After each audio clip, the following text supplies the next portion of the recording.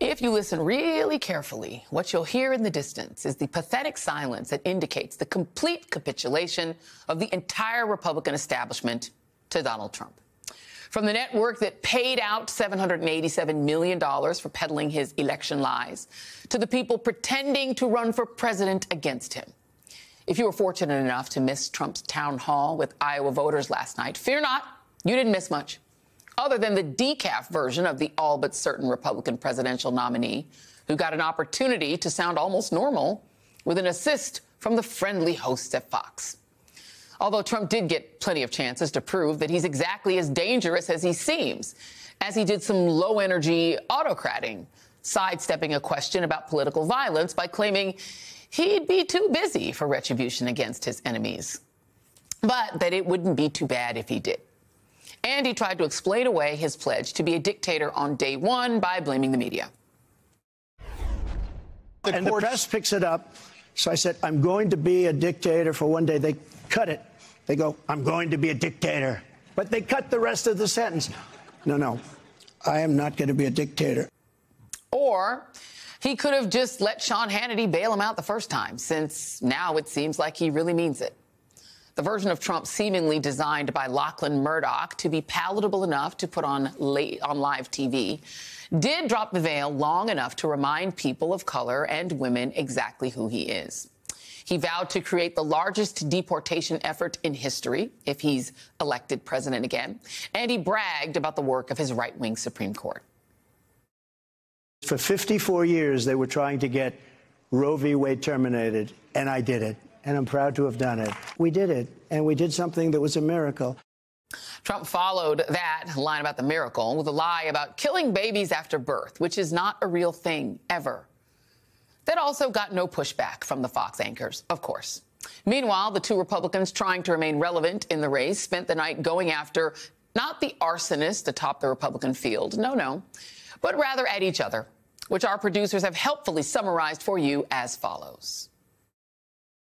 We don't need another mealy-mouthed politician who just tells you what she thinks you want to hear. But every time he lies, Drake University, don't turn this into a drinking game because you will be overserved by the end of the night. She's got this problem with ballistic podiatry, shooting herself in the foot every other day. He can call me whatever name and be demeaning as much as he wants. It doesn't change the fact that Ron's lying because Ron's losing.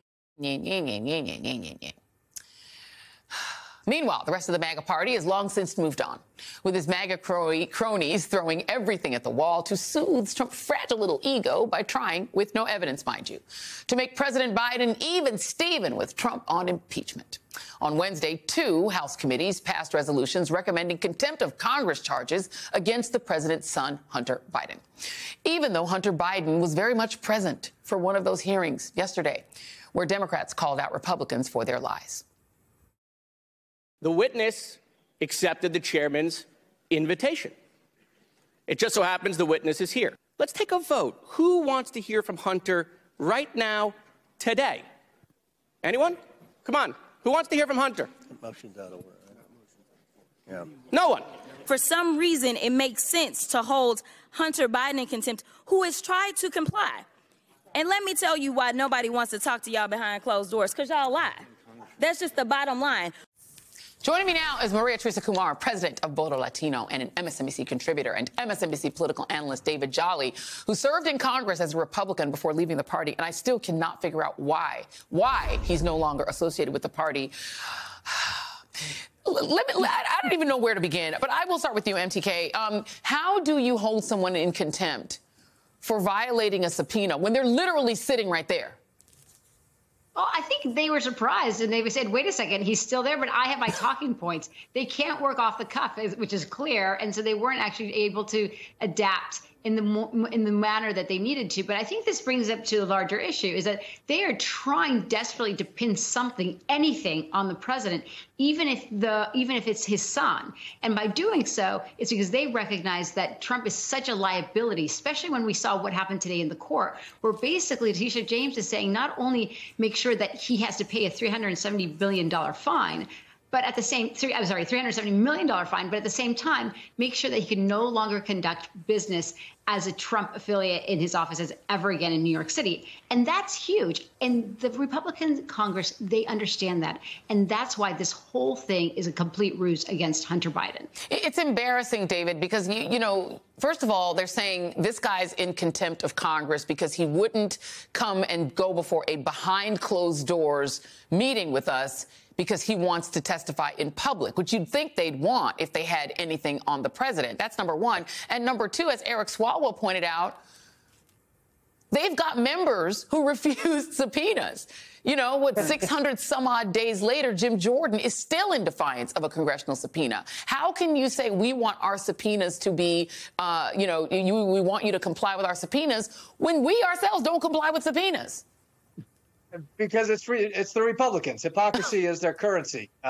So, look, I think what we're seeing in the Hunter Biden, strategy, if you will, is he is clearly subscribing to the notion that if you can't win the process, win the story. And so he's not going to win the process. Republicans have the votes, but he can win the story, which is exactly what we're talking about. This is someone who's trying to comply. I think we're also seeing a legal strategy. You know, one of the things that Abby Lowell said is, they sent 5 different letters to the committee saying, we will do it this way, or how about this way, and they got no response. Congress is going to hold Hunter Biden in contempt and make a criminal referral to the Department of Justice. DOJ doesn't really want to take criminal referrals for contempt of Congress, but they especially don't want to take this one where we have now publicly seen Hunter Biden try to comply. This is a legal defense, but it also is a political and public defense saying, I might lose the process, but I'm going to win this story. Right. And I mean, Murray Kumar, they're already saying that they're going to send this referral to the Justice Department. And if Merrick Garland doesn't prosecute Hunter Biden for contempt of Congress, they're going to impeach him. They're going to impeach Mayorkas over the border. They're going to impeach Joe Biden. They've got a long list of impeachments. Democrats have described it as like the Oprah Winfrey strategy. You get an impeachment, and you get an impeachment, and you get an impeachment. They're going to impeach everybody. And this is what they're going to take to their voters and say, this is why you should reelect us. I mean, I personally don't get it, but is there some base out there that says this is what they want, not, I don't know, roads, bridges, something? Right. Well, and I think, but Joy, this is a challenge. We keep trying to say that the Republicans they are for something, that the purpose of government is to actually fix it.